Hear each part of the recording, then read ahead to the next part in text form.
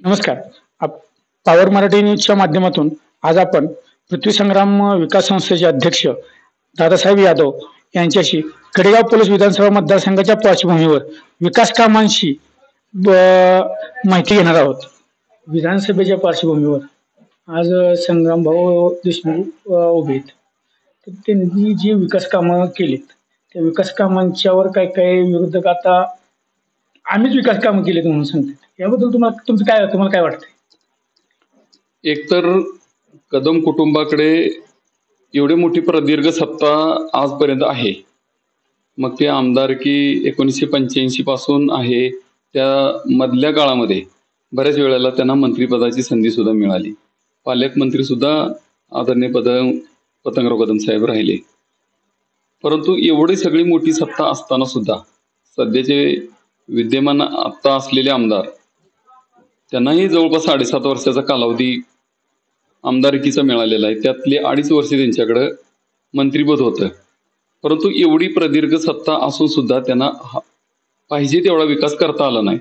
आणि त्याच्या उलट कुठलीही सत्ता नसताना फक्त 5 वर्ष म्हणजे 1985 पासून आपण जर विचार केला तर आतापर्यंत जवळपास 35 वर्ष सलग सत्ता ही कदम कुटुंबाच्या घरामध्ये आहे. आणि फक्त 5 वर्ष सत्ता ही देशमुख कुटुंबाकडे होती. आणि मधला एक कालावधी होता 2.5 वर्षाचा की ज्यामध्ये संग्राम भाऊंना जिल्हा परिषदेचं अध्यक्षपद मिळालं. परंतु या कालावधीमधली जर विकास कामांची तुलना 35 वर्षाच्या कदम कुटुंबाच्या विकास कामाची केली तर ते आपल्याला अंतर समजून येईल. म्हणजे 5 वर्षाचा जो कालावधी आमदारकीचा अण्णांना मिळाला, बाबांना मिळाला, म्हणजे दोघांना मिळून 5 वर्षाचा कालावधी मिळाला. या कालावधीमध्ये टेंबू योजना याचा जन्म घातला आणि ताकारी योजनेला गती दिली. आज विरोधकांनी कितीही चुकीच्या पद्धतीनं टीका करू द्या, परंतु वास्तव आपण सर्व या पलूस तालुक्यातील जनतेनं लक्षात घेणं गरजेचं आहे. 1983ला ताकारीचा पहिला वसंतदादांनी या ठिकाणी नारळ फोडून शुभारंभ केला. परंतु दुर्दैवानं 1983 पासून 1995 पर्यंत या ताकारी योजनेचं फक्त 12% काम झालं. आणि त्यामधलं सुद्धा प्रत्यक्ष काम हे 8 ते 8.5% झालं आणि वरचा बाकीचा प्रशासकीय खर्च झालेला आहे. म्हणजे त्या योजना पूर्णत्वास नेण्यासाठी म्हणून जो काही खर्च व्हायला पाहिजे होता, जो काही खर्चपेक्षा जे काम व्हायला पाहिजे होतं ते तेवढं मोठ्या प्रमाणात अपेक्षित काम झालं नाही. परंतु ज्यावेळेस या विभागाचं दैवत, आमचं दैवत कैलासवासी संपतराव देशमुख यांना आपल्या सर्व भागातील शेतकऱ्यांनी जी आमदार म्हणून संधी दिली, त्या संधीचं सोनं करत अण्णांनी पहिलं काय काम केलं असेल तर ताकारी योजनेला खूप मोठ्या प्रमाणावर गती दिली. आणि त्या गती देण्याचं फलित असं झालं की ती योजना जवळपास 60 ते 70% पूर्ण होऊन गेली. म्हणजे तुम्ही बघाल तर ते पाणी कॅनॉलमध्ये पडणे इतपतची सगळी व्यवस्था करून ठेवली. आणि त्यानंतरच्या कालावधीमध्ये जरी आमदारकी नसली तरी सुद्धा सत्तेमधला एक महत्वाचा घटक पक्ष हा राष्ट्रवादी काँग्रेस पक्ष राहिलाय. आणि त्या राष्ट्रवादी काँग्रेस पक्षाचे आदरणीय पृथ्वीराज बाबा हे मुख्य घटक ह्या जिल्ह्यातले होते. संग्रामभाऊ मुख्य घटक होते. आणि ह्या दोघा बंधूंच्या माध्यमातून या ताकारी योजनेला खूप मोठ्या प्रमाणावर गती दिली आणि ते काम पूर्ण झालं. काही अंशी त्या कामाचं श्रेय पृथ्वीराज बाबांना मिळेल म्हणून उलट त्यावेळेस कदम साहेबांनी या ताकारी योजनेचं पाणी सोडण्यासाठी अडवणूक केलेली होती, विलंब केला होता. परंतु बाबांनी सुद्धा, अण्णांनी जो शब्द दिला होता जनतेला की मी तुमच्या पाण्यासाठी, तुमच्या हक्कासाठी लढतोय आणि हक्कासाठी मला आमदारकी द्या, आणि ते आमदारकी आपण सर्वांनी दिली. पण ते स्वप्न कुठेतरी पूर्ण होताना अडथळे येत होते. म्हणून बाबांनी आमरण उपोषणाची भूमिका घेतली. बाबांनी आमरण उपोषणाची भूमिका घेतली आणि त्यावेळेस सरकारला जाग आली की माझे आमदार या ठिकाणी अमरण उपोषण करतोय, पक्षातला घटक अमरण उपोषण करतोय. सरकारला तातडीनं पावलं उचलावी लागली आणि ताकारीचं पाणी हे कॅनलमध्ये टाकावं लागलं. सरकारनं पण खूप त्रास दिला, कारण स्वतः मंत्री त्यामध्ये कदम साहेब असल्यामुळं कदम साहेबांचा हेतू हा होता की त्याचं श्रेय हे बाबांना मिळेल, देशमुख कुटुंबाला मिळेल. ह्यामुळे त्यांनी जितकं लांबवण्याचा प्रयत्न करायचा होता तेवढा केला. परंतु त्याच्या बरोबरीनंच राष्ट्रवादी पक्ष पण हा त्यावेळेस सत्तेत होता. त्यामुळे त्यांना दुसरा मार्ग नव्हता. आणि प्रामाणिक माणसाच्या पाठी शेवटी सत्य हे कुठं ना कुठं उभं राहतं आणि त्याप्रमाणे सत्य उभं राहिलं आणि बाबांच्या ह्या कठोर निर्णयामुळं सरकारला झुकावं लागलं आणि त्यावेळेस पाणी सोडावं लागलं. त्याच वेळेस पाणी आलं, तोपर्यंत पाणीच नव्हतं आलेलं. आणि तशीच परिस्थिती टेंबूच्या बाबतीत तरी कदम साहेबांची त्यावेळेची 1996 सालची कात्रणं तुम्ही जर बघितली, लोकसत्ता पेपर जो पुण्याची आवृत्ती आहे त्या पुण्याच्या आवृत्तीमध्ये स्पष्टपणे पतंगराव कदम साहेबांनी मुलाखत दिलेली आहे की टेंबू योजना ही योजना गणपती दूध पितो अशा पद्धतीची भ्रामक कल्पना आहे आणि ह्या कल्पनेचं कुणीही समर्थन करू नये, ह्या कल्पनेच्या पाठीमागे कुणीही धावू नये अशा पद्धतीची कदम साहेबांची त्यावेळची भूमिका होती. परंतु अण्णांना त्याचं पूर्णपणे प्लॅनिंग माहीत असल्यामुळं अण्णांनी ते शासन दरबारी मजबूतपणे मांडलं. एवढंच काम नाही केलं मोहिते साहेब, तर अण्णांनी ही योजना कशी पूर्णत्वास जाईल ह्याचं सुद्धा प्लॅनिंग सरकारला सांगितलं. म्हणजे त्यावेळेचे नितीन गडकरी साहेब असतील, रामराज्य साहेब असतील, ह्या सगळ्या मंडळींचा विचार विनिमय घेऊन त्यावेळेस कृष्णा खोरे विकास महामंडळाची स्थापना करण्यामध्ये सुद्धा अण्णांचा खूप मोठा वाटा आहे. आणि त्याच्या माध्यमातून जे कृष्णा खोरेचे शेअर गोळा केले आणि त्यातून पैसा उभा करून ह्या ताकारीने टेंबू योजनेला खूप मोठ्या प्रमाणावर गती देण्याचं काम केलं. दुसरी गोष्ट, कदम साहेबांनी एवढंही म्हटलं होतं की टेंबू ही अनेक ठिकाणी लिफ्ट करावी लागते, तर त्या लिफ्टचा खर्च परवडणार का आणि हे शक्यच नाही अशा पद्धतीची त्यांची भूमिका होती. परंतु आज 2024ला जर का कडेगाव तालुक्यातलं हे सर्व शिवार हिरवाईनं नटलं असेल ते केवळ आणि केवळ संपतराव देशमुख अण्णांची दूरदृष्टी आणि त्यासाठी पुन्हा त्यांचं स्वप्न पूर्ण करण्यासाठी पृथ्वीराज बाबा आणि संग्राम भाऊ या दोन बंधूंनी केलेलं अविरत कष्ट हे आपल्या सर्वांना विसरून चालणार नाही. आज विरोधक एक चुकीचा आरोप करतायत की अण्णांनी ते आता सध्या मान्य करायला लागले की टेंबू योजना ही अण्णांनी जन्माला घातली परंतु निधी साहेबांनी आणला. कसं शक्य आहे सांगा? 2000 पासून 2014 पर्यंत राष्ट्रवादी काँग्रेस पक्ष हा त्यामध्ये मुख्य घटक राहिलाय आणि राष्ट्रवादी काँग्रेस पक्षाकडे जलसंपदा खातं होतं आणि ह्याच राष्ट्रवादी खात्याचे पृथ्वीराज बाबा हे जिल्ह्याचे मुख्य घटक होते. त्यामुळे जलसंपदा विभागावर जितका दबाव आणता येईल तेवढा आणण्याचा प्रयत्न केला आणि हे आमचं स्वप्न आहे, आमच्या शेतकऱ्यांना दिलेला अण्णांनी शब्द आहे आणि तो पूर्ण करण्यासाठी म्हणून बाबांनी खरोखर अहोरात्र प्रयत्न केला आणि हे टेंबू आणि ताकारी योजनेचं स्वप्न हे आपल्या कडेगाव तालुक्यातील लोकांचं साकार केलेलं आहे. आणि मला त्याच्यापेक्षा पुढे जाऊन आणि विरोधकांना एक प्रश्न किंवा आव्हान करायचं आहे की कधीही तुम्ही ताकारी असेल टेंबू असेल त्याच्या पाठ आणि त्याच्या वितरिका ह्या आता आणि 1-4 दिवसानं माझे आमदार होणारे विश्वजित कदमांनी अभ्यास करावा त्याचा पूर्णपणे काय म्हणतो आपण त्याला रंगीत तालीम करावी आणि पुन्हा बाबांनी दोघांनी एकत्र यावं. संग्राम भाऊनी संग्राम भाऊ बाबा असतील आणि ते असतील ह्यांनी अभ्यास करून सांगावं की ताकारीने टेंबूच्या वितरका कुठं आहेत, त्याचं पाठ कुठं गेलाय, किती शिवार भिजतंय हे त्यांनी पण सांगावं आणि त्याचं उत्तर बाबा सुद्धा देतील. कारण बाबा ताकारीचं जिथं पाणी पडतं तिथून ते तालुक्याच्या शेवटच्या टोकापर्यंत पायी फिरलेले आहेत. संग्राम भाऊ पायी फिरलेले आहेत, वितरकेवर दोघं बंधू पायी फिरलेले आहेत.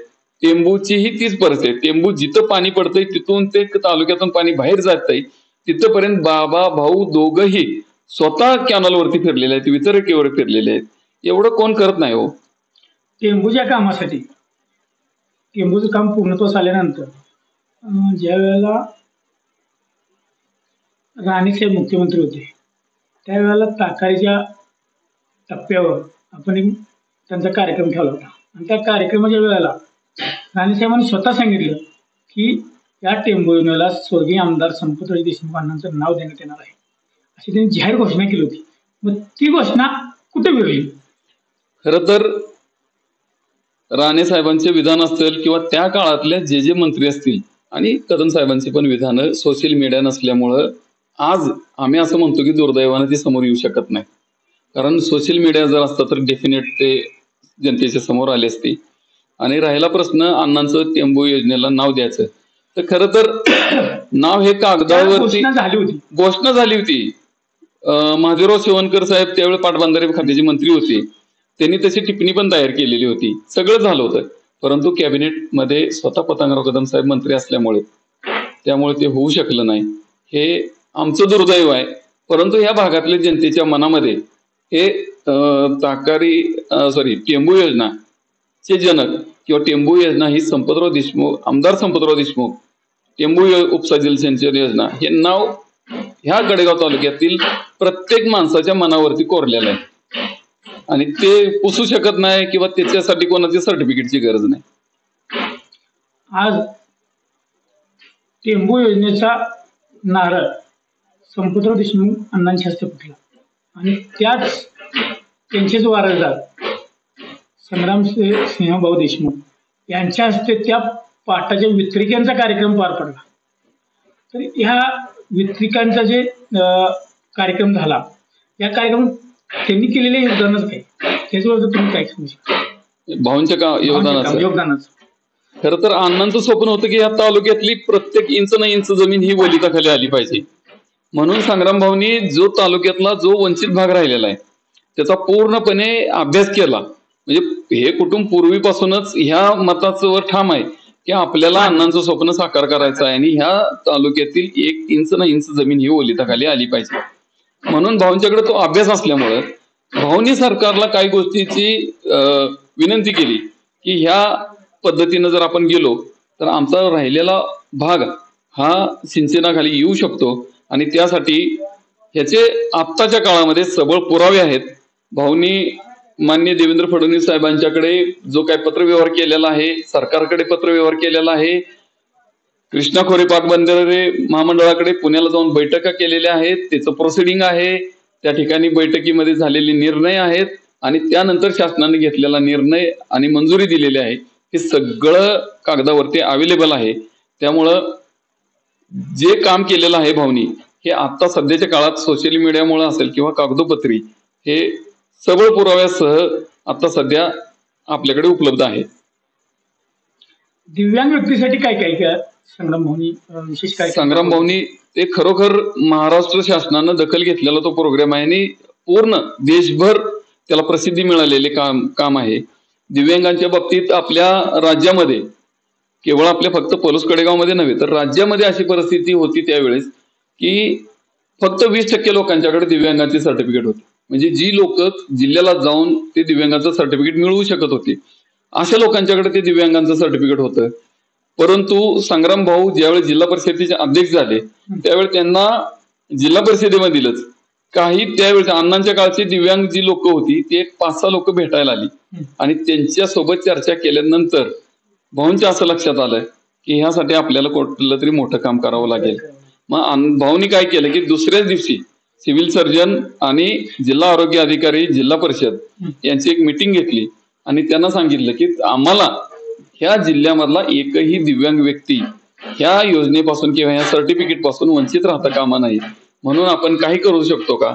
तर त्यानंतर हे सर्वगाळीनी बसून एक आराखडा बनवला आणि प्रत्येक गावामध्ये शासनाचा आरोग्य विभागाचा प्रतिनिधी पाठवून घराघरामध्ये जाऊन या प्रतिनिधींनी दिव्यांग व्यक्तीची तपासणी केली आणि तपासणी करून त्यांना जे त्यांचं प्रमाण आहे त्या प्रमाणामध्ये सर्टिफिकेट बनवून ते सर्टिफिकेट त्यांना घरोघरी वाटप दिलं. पण मोहिते साहेब याचा फायदा काय झाला की त्यांच्याकडे प्रमाणपत्र आल्यामुळं जे दिव्यांगासाठी शासनाचे जर लाभ आहेत ते 100% लाभ ह्या लोकांना मिळाले गेले. त्याचबरोबर भाऊनी त्याच्या पुढे एक पाऊल टाकलं की ज्या दिव्यांग व्यक्तींना शासनाच्या चौकटीमध्ये जी काही सवलत मिळते ती दिली, परंतु जी अशी काही मदत हवी होती त्यांना की ती मदत शासनाच्या चौकटीत राहून ती करू शकत नव्हते, तर भाऊनी त्यासाठी वेगवेगळ्या एजन्सी असतील, CSR फंड असेल ह्याच्या माध्यमातून ती उपलब्ध करून परंतु एकही दिव्यांग व्यक्ती ह्या आपल्या पलूस कडेगाव मधील किंवा पर्यायानं पूर्ण जिल्ह्यामधील राहिला नाही की त्यांना सर्टिफिकेट मिळालं नाही किंवा मदत पोचली नाही. खूप मोठं काम केलेलं आहे. त्याचबरोबर जिल्हा परिषदेच्या माध्यमातून आता आपण जे बघतोय म्हणजे यांच्याकडे प्रदीर्घ सत्ता, मी जो प्रदीर्घ शब्द वापरतोय तो 84 पासून आतापर्यंतची प्रदीर्घ सत्ता त्यांच्याकडे आहे, परंतु त्यांना पिण्याचं शुद्ध पाणी सुद्धा देता आलं नाही. म्हणजे खरं तर गावात विकास म्हणतो बरोबर आहे, एक ठराविक लोकांना नोकऱ्या देणं म्हणजे विकास ही त्यांची जी संकल्पना आहे ती खरोखर झूट आहे, त्याला काय अर्थ नाही त्या संकल्पनेला त्यांच्या. म्हणजे विकास जर का कुठला असावा तर सिंचनाचं क्षेत्र वाढलं पाहिजे, गावात पिण्याचं शुद्ध पाणी मिळालं पाहिजे, गावामध्ये रोजगार उपलब्ध झाला पाहिजे. हे खरं तर विकासाचं स्वप्न असलं पाहिजे.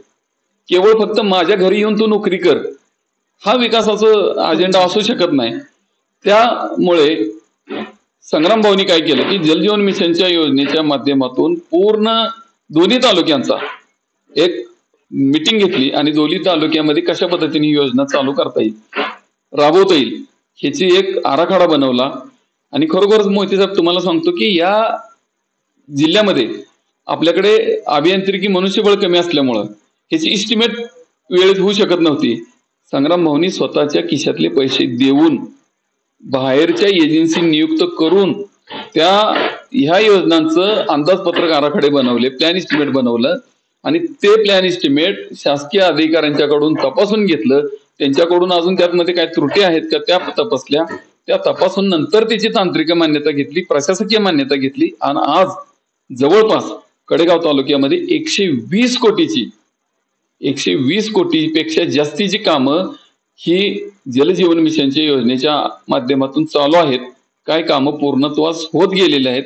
येणाऱ्या वर्षभरामध्ये प्रत्येक गावाला पिण्याचं शुद्ध पाणी मिळणार आहे आणि ह्याचं पूर्णपणे श्रेय हे केवळ आणि केवळ आत्ता जे भाजपचे उमेदवार आहेत ते संग्रामभाऊ देशमुख यांना जातं. एक आदर्श अध्यक्ष कसा असतो एक आदर्श दाखवून दिलं. एक आदर्श अध्यक्ष कसा असतो हे 100% भाऊनी दाखवून दिलेला आहे. तुम्ही जर आज बघाल तर भाऊ अध्यक्ष व्हायच्या अगोदर आपल्या गावातील, आपल्या तालुक्यातील, पलूस तालुक्यामधील आरोग्य परिस्थिती काय होती, पूर्ण जिल्ह्यातीलच अध्यक्ष म्हणून जर बोलायचं झालं तर पूर्ण जिल्ह्यातीलच. मग तुम्ही प्राथमिक आरोग्य केंद्रांची अवस्था बघा, अध्यक्ष व्हायच्या अगोदर भाऊ, अध्यक्ष झाल्यानंतरची अवस्था बघा. आपल्याच तालुक्यातील उदाहरण घ्या, देवराष्ट्राचं ग्रामीण रुग्णालय असेल, वांगीचं ग्रामीण रुग्णालय असेल, आमच्या कडेपूर मधलं आरेच्या उपकेंद्र असेल, वेगवेगळ्या गावांमधली उपकेंद्र बघा तुम्ही, तिथल्या सुविधा बघा, तिथलं कर्मचारी बघा. ह्या सगळ्या गोष्टी कशामुळे शक्य झाल्या तर एक आदर्श अध्यक्ष ह्या जिल्हा परिषदेचा संग्राम भाऊच्या रूपानं प्राप्त झाला म्हणून ते झालं. त्याचबरोबर जितेंद्र डुड्डी साहेबांच्या सारखा एक कर्तव्यदक्ष अधिकारी आपल्याला मिळाला. त्याच्या अगोदर चे सीओ साहेब पण खूप चांगल्या पद्धतीने, राऊत साहेबांनी पण काम केलं. ह्या सगळ्या टीमला सोबत घेऊन भाऊनी जे काम केलं, आज स्मार्ट स्कूल असेल किंवा शाळाचा गुणवत्तेचा दर्जा तुम्ही बघा, हे कडेवारे आम्ही खोटं बोलत नाही. आपण सगळेजण बघू शकता की जिल्हा परिषद शाळांची अवस्था भाऊ अध्यक्ष व्हायच्या अगोदरची काय होती हे पटसंख्येवरून जाणून येईल आपल्याला. म्हणजे भाऊ जिल्हा परिषद अध्यक्ष व्हायच्या अगोदरची पटसंख्या काय होती आणि भाऊ जिल्हा परिषद अध्यक्ष झाल्यानंतर पटसंख्या काय झाल्या आणि जिल्हा परिषद अध्यक्ष झाल्यानंतर शाळांची अवस्था काय झालेली आहे. तुम्ही गावागावातनी फिरता तुम्हाला दिसून येईल कितीतरी अतिशय चांगल्या पद्धतीच्या शाळा आहेत. खेराडे वांगीची शाळा तुम्ही बघा, हिंगणगावची शाळा बघा, तुम्ही कुठल्याही शाळा बघा आणि भाऊनी कधीही दुजाभाव केला नाही. अक्षरशः आजही तुम्ही जावा, काँग्रेस पार्टीचे सरपंच सुद्धा हे मान्य करतात की संग्राम भाऊंच्याकडे आम्ही गेल्यानंतर कधीही संग्राम भाऊनी आमचा कागद परत पाठवला नाही. सन्मानानं संग्राम भाऊनी प्रत्येक गोष्ट आमच्यासाठी केलेली आहे. आणि बोलता बोलता एक मुद्दा सांगायचा राहिला की आपल्या तालुक्यातील शिरसगाव हे सोनसळचे शेजारचं गाव हे आजही पाण्यापासून वंचित आहे. अर्ध्या अधिक गावाला पाणी नाही. ही संकल्पना भाऊंच्या डोक्यात आहे आणि ती संकल्पना सुद्धा भाऊनी मागच्या काळामध्ये तिथले माजी सरपंच जे आहेत त्यांना सोबत घेऊन, जरी काँग्रेसचे असले तरी त्यांना सोबत घेऊन एक वितरिका केली आणि ती आज वितरिका यशस्वीपणे तिथं काम करते आणि त्यामधून बराचसाच भाग ओलिताखाली आलाय. उर्वरित भागाचं सुद्धा भाऊंच्याकडे प्लॅनिंग आहे. आपल्याकडे सत्ता आहे नाही त्याच्यापेक्षा वरती जी सत्ता आहे त्याचा कसा उपयोग करायचा आणि कसं आपल्याला भागातल्या लोकांना पिण्याचं पाणी, शेतीचं पाणी देण्याचं काम करायचं, आरोग्य सुविधा कशा द्यायच्या, हे सगळं संग्राम भाऊंच्याकडे पूर्ण प्लॅनिंग आहे. त्यामुळं आम्ही आज गेली 15-20 दिवस झालं मतदारसंघामध्ये माता भगिनींना असेल, तरुण युवकांना असेल, हात जोडून जी विनंती करतोय की संग्राम भाऊंना एक तुम्ही संधी द्या. बघा कसं संधीचं संग्राम भाऊ सोनं करतायत. आज कान्हालवाडी सारख्या शेवटच्या गावाला सुद्धा आज सुसज्ज अशी इमारती मिळाल्या आरोग्य विभागाच्या. तोंडोली असेल, इकडे शाळगाव वगैरे. तर आज या परिस्थितीत आपण जिथे स्टाफ वगैरे ठेवला, काही काही वेळेला असं होतंय की काम करणाऱ्यांची वेगळी टीम होती आणि नारळ फोडणाऱ्यांची वेगळी टीम वेगळी टीम होती. तर ते ह्याबद्दल काय म्हणायचं आपल्याला? आता आपण तुम्ही बघितलं बऱ्याच ठिकाणी आपल्या तालुक्यामध्ये आपल्या तरुण युवकांनी पुस्तक त्यांनी जे प्रकाशित केलं ते वाचलं आणि 192 का 194 पानावरती स्वतः त्यांच्या टीमनं 194-95 वरती संग्राम भाऊंचा फोटो छापलाय. कृष्णा खोरे विकास महामंडळामध्ये जी मीटिंग होती त्या मीटिंगचा भाऊंचा अधिकाऱ्यांच्या बरोबरचा फोटो त्यांनी छापला. म्हणजे लबाड तुम्ही करायचा प्रयत्न केला परंतु लबाडी तुमच्या हातातूनच ती निसर्गानंच ती तुम्हाला छापण्यास भाग पाडली. कारण शेवटी सत्य कुठं लपत नसतं. आणि अनेक कामं अशी आहेत की ज्या कामांचं जे काम संग्राम भाऊनी केलं आणि त्याचं नारळ तुम्ही फोडण्याचा प्रयत्न केला परंतु ते जनतेला रुचलेलं नाही. आता तुम्ही बघाल तर तुमच्या तोंडोली गावापासून जो खेराडला रस्ता जातो त्याची आजपर्यंत काय अवस्था आहे, एवढी त्यांच्याकडे प्रदीर्घ सत्ता आहे. तिथून ते थोरल्या खेराड्यापर्यंतच्या रस्त्याची काय अवस्था आहे, तिथून सासवड्यापर्यंतच्या रस्त्याची काय अवस्था आहे ते तर जाऊ द्या. आपण तडसर मधून निघालो की सोनसळ जो मधून रस्ता जातो शिरसगाव मार्गे त्या रस्त्याची काय अवस्था आहे. मग तुमच्याकडे एवढी मोठी सत्ता होती तर तुम्हाला ह्या तालुक्यातील इन्फ्रास्ट्रक्चर का डेव्हलप करता आलं नाही, दळणवळणाची साधनं का तुम्हाला करता आली नाही. परंतु मोहिते साहेब एक लक्षात घेतली पाहिजे यांची पॉलिसी. आपल्यातला भाग हा थोडासा त्या मानानं एक भोळा बाबडा समाज आहे आणि ह्याचा पूर्णपणे अभ्यास करून कदम कुटुंबानं आजपर्यंत व्यवस्थितपणे त्याचा वापर केला गेला. कारण इथली लोक जी होती त्यावेळेस त्यांना शेतीला पाणी नव्हतं आणि थोडंसं रंजल्या गांजलेलं आपण ज्या पद्धतीने म्हणतो तशी अवस्था होती.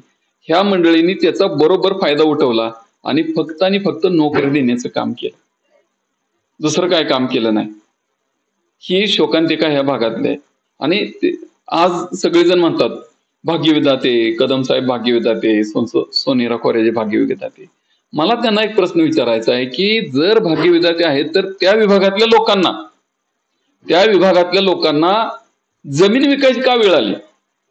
मोहिते साहेब तुम्ही जर प्रत्येक गावात गेला आणि तिथली जर टोटल संख्या काढली तर 1200 एकर जमीन ही कदम कुटुंबाच्या नावावर आहे. किती? 1200 एकर जमीन ही कदम कुटुंबाच्या नावावर आहे. ती आली कशी? त्या लोकांनी हौसेने विकली का? काहीतरी अडचण असेल म्हणून विकली ना. मग त्या माणसाने जर 1200 एकर जमीन विकली असेल तर मग तुम्ही स्वतःला भाग्यविधाते कशाच्या नावानं समजून घेता? काय असं भाग्य उजाळलं त्या माणसांचं की तुम्ही भाग्यविधाते म्हणता? एक ठीक आहे, गावातल्या 5-50 पोरांना नोकरी दिली, त्यांचं कसं तरी पोट भागतंय, ते गावात सुद्धा काय देऊ शकत नाहीत आणि तुमचे बगल बच्चे जे आहेत त्यांच्या माध्यमातून 4-2 बंगले झाले त्यावेळेस, एवढाच विकास झाला. पण जमीन विकायला लागली ह्या लोकांचं काय? नुसती जमीन इथंच घेतली नाही, पलूस तालुक्यातली अवस्था बघा. पलूस शहराला आज पिण्याचं पाणी मिळत नाही. आता सुद्धा 5 दिवस पलूस शहराला पाणी मिळालं नाही. आजही पलूस तालुक्यामध्ये तुम्ही वायनरी प्रकल्प असेल, ते कृषीचं काहीतरी केंद्र काढलंय त्याचं असेल, अशा कितीतरी जागा तुम्ही तुमच्या स्वतःच्या अंगाखाली घेतलेल्या. तिथं तुम्ही इंजिनिअरिंग कॉलेज केलं की आज ते बंद पाडलं, ते बंद केलं तुम्ही. तिथून दुसरं एक भारतीय विद्यापीठाची जागा आहे, ती सगळी जागा तुम्ही त्यावेळेच्या ग्रामपंचायतीकडून शैक्षणिक क्षेत्रासाठी म्हणून शैक्षणिक विकासासाठी म्हणून तुम्ही ताब्यात घेतली आणि आज तिचं मालक झालाय. म्हणजे शासनानं कशासाठी दिली तर शिक्षणाच्या सुविधा तिथं उपलब्ध व्हावी, शिक्षणाचं दालन उपलब्ध व्हावं म्हणून तुम्ही आज त्याचा कमर्शियल वापर करायचा घाट घातलेला आहे. म्हणजे ते इंजिनिअरिंग कॉलेज पाडून तुम्ही तिथं आज स्टेडियम बांधायचा प्रयत्न करताय. त्याला स्टे आला, तिथली खंबीर माणसं आहेत त्यांनी स्टे आणलेला आहे, ते काम थांबलेलं आहे. परंतु एक दुर्दैवी परिस्थिती पूर्ण आपल्या पण तालुक्याला कळली पाहिजे, पलूस तालुक्याला पण कळली पाहिजे. पिण्याच्या पाण्यासाठी पलूस शहरामध्ये पाण्याची टाकी उभा करायची होती तर त्यासाठी जागा नव्हती.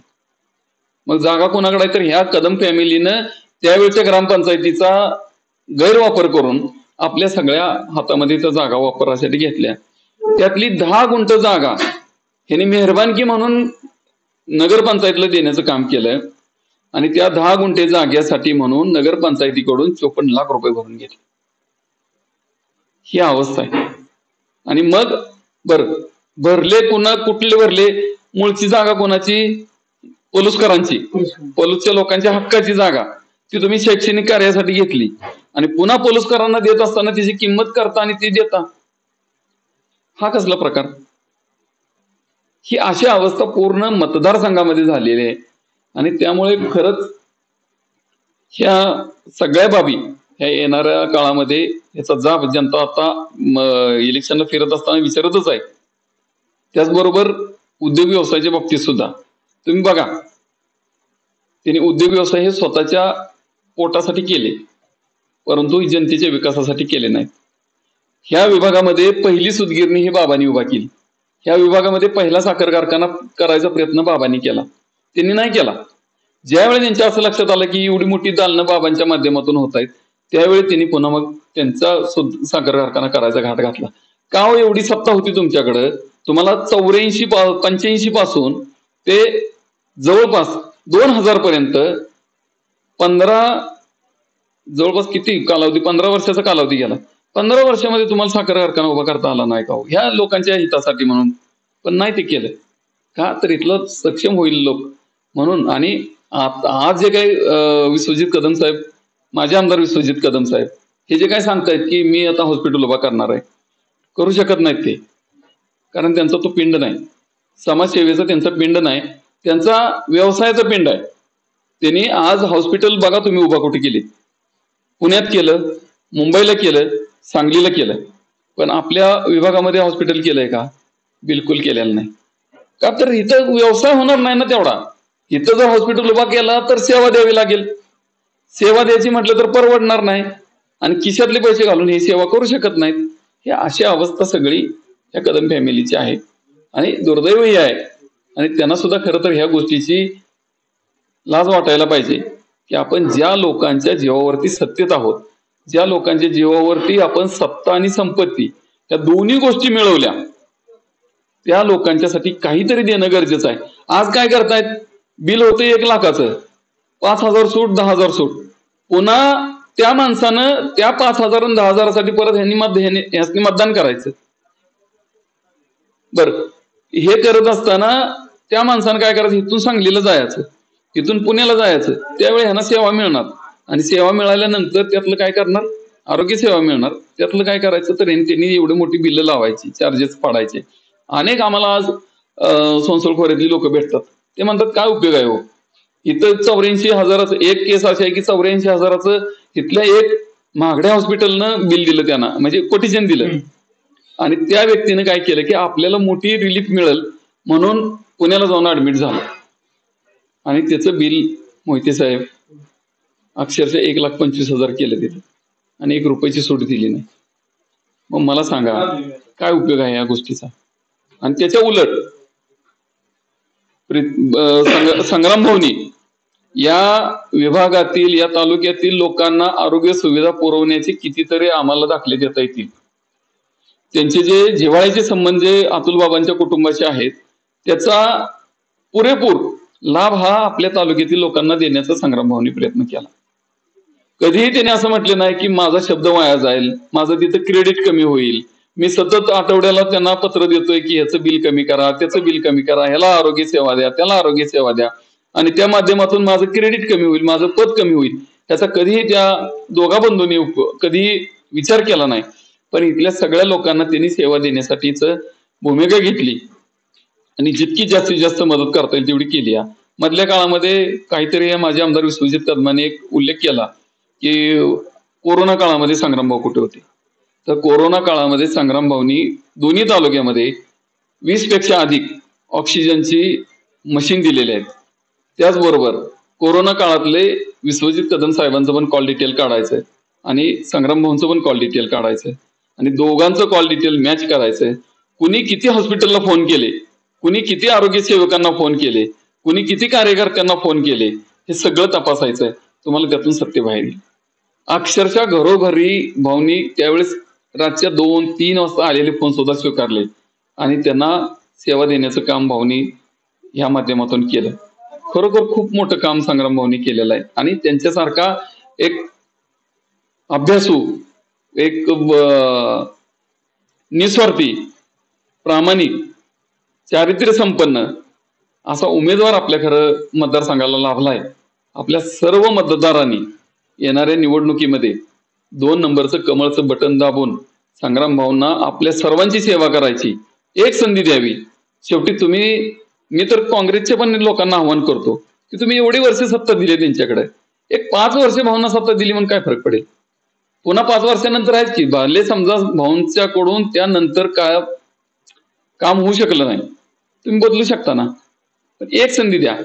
आणि आता खरं तर ह्या स्टेजला इलेक्शन येऊन थांबलंय की एकदा का संग्राम भाऊंना संधी मिळाली तर संग्राम भाऊ इतकं चांगल्या पद्धतीने काम करणार आहेत की अक्षरशः पुन्हा कदम कुटुंबाला तोंड लपवून फिरावं लागेल एवढं विकास काम या मतदारसंघामध्ये होणार आहे. भाऊंचा विजय हा येणाऱ्या निवडणुकीमध्ये निश्चित आहे. त्यामध्ये कोणीही कुठूनही आला तरी बदल होऊ शकत नाही, कारण जनतेने ही निवडणूक हातात घेतलेली आहे. जनतेने ठरवलंय येणाऱ्या काळामध्ये संग्राम भाऊंना आमदार करायचं. हे सर्व काम पाहता म्हणजे आजपर्यंत संग्राम भाऊंचं देशमुख कुटुंबाचं योगदान ह्या विभागाचं पाहता संग्राम भाऊंना येणाऱ्या काळामध्ये आमदारकीची संधी मिळावी यासाठी आम्ही सर्व कार्यकर्ते अहोरात्र प्रयत्न करत आहोत.